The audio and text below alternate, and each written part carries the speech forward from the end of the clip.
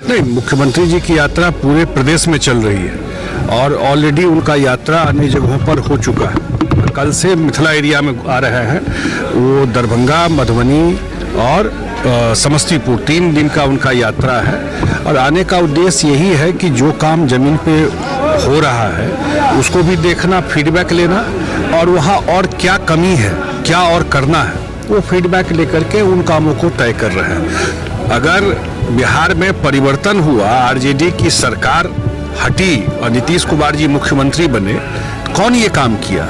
ये एनडीए किया, बीजेपी जदयू मिल करके ये काम किया।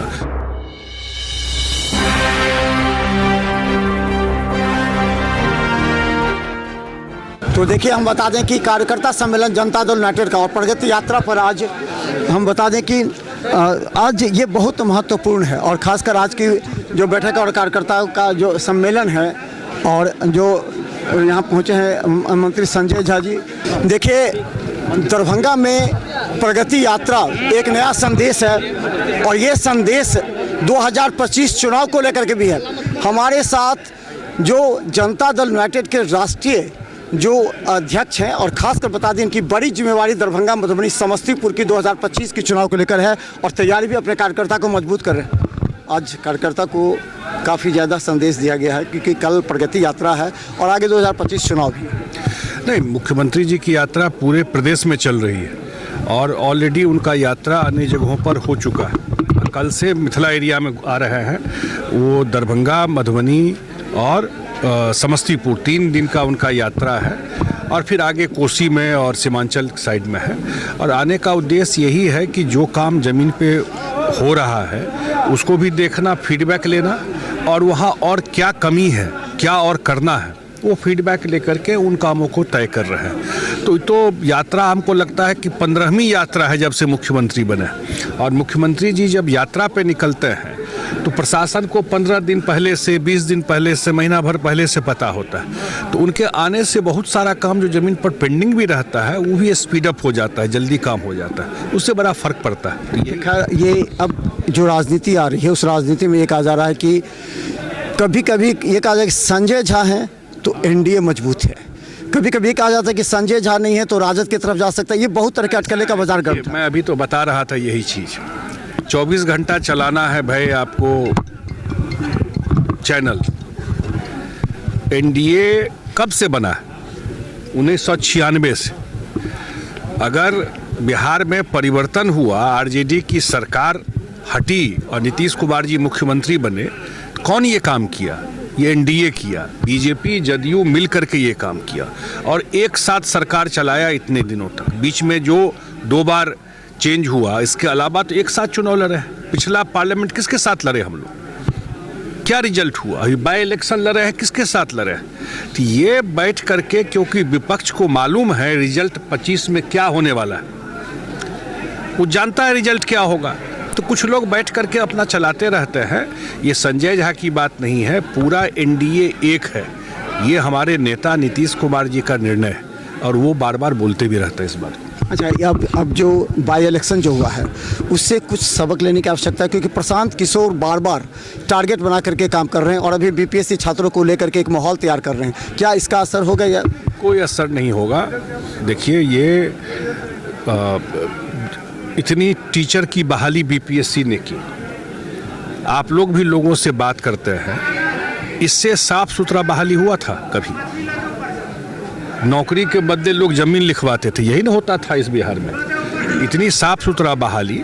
और बीपीएससी वैसे भी एक स्वतंत्र संस्था है, अपना निर्णय लेती है, तो इन सब का कोई असर लोगों पे नहीं पड़ेगा। मुख्यमंत्री जी ने जो प्रॉमिस किया है 10 के बदले 12 लाख नौकरी और रोजगार, उस पर सरकार काम कर रही है और चुनाव से पहले ये टारगेट पूरा करेगी। झंझारपुर में जो रिवर फ्रंट बना है, एक आपका अलग एक थॉट था, मिथिला हाट, तो इसका भी कुछ आपका कुछ निश्चित सोच होगा कि हम इसको इस तरह के डेवलप करें और फिर कल हराही पोखर को भी आ रहे हैं उसका भी करने, तो इस तरह का कुछ अलग आयाम है? मुझे लगता है कि पर्यटन का बहुत ही पोटेंशियल है बिहार में, खास करके मिथिला एरिया में, और एक सिंबॉलिक मिथिला हाट बना तो ऐसा इसका मतलब और जगह बनेगा तो उसकी संभावनाएं हैं। वो तो एक एग्जाम्पल है, सैम्पल वो है जो उसका जो बना और लोगों का जो फुटफॉल है।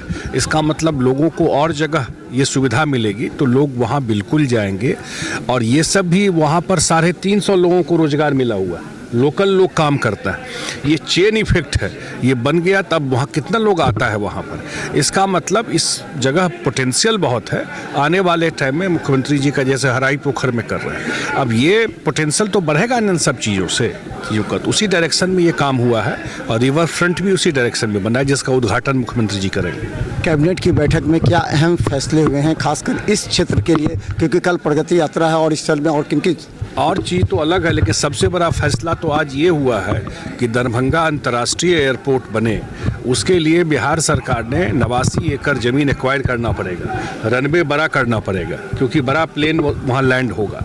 तो उसके लिए बिहार सरकार ने लगभग 250 करोड़ रुपया कैबिनेट के थ्रू दिया है। ये तो सबसे बड़ा खबर है इस पूरे बेल्ट के लिए। अगर देश के बाहर दरभंगा से प्लेन जाना शुरू करता है जो मुख्यमंत्री जी ने तय कर दिया है, तो ये एक बड़ी खबर है।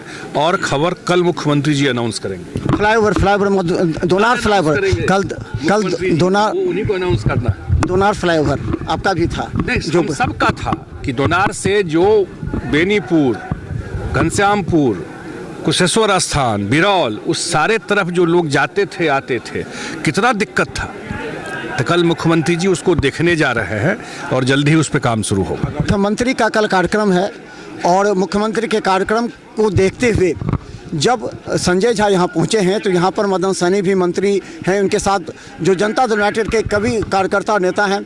और सभी को ये कहा गया है कि कल मुख्यमंत्री के कार्यक्रम को सफल बनाने के लिए आप भराठी, जहाँ पर सबसे पहला कार्यक्रम होगा, वहाँ से लेकर के कर्पूरी चौक, हराही पोखर, सभी जगह जदयू के कार्यकर्ता पूरी तरह तैनात रहेंगे क्योंकि एक बड़ा मिशन भी है। तो चलिए हम बता दें कि देखिए कल जहाँ कार्यक्रम हो रहा है और ख़ासकर बहादुरपुर के विधायक और मंत्री मदन सहनी जी हैं, जो कल जहां बृहत गृह का वहां पर जो हो रहा है उसमें 200 सैया वाली बेड, ये आपने एक अचीवमेंट हुआ क्योंकि ये 100 बालक और बालिका का है। कल तो हम लोग इंतज़ार कर रहे हैं माननीय मुख्यमंत्री जी का, और हम क्या पूरा दरभंगा जिला मिथिलांचल इंतज़ार में है।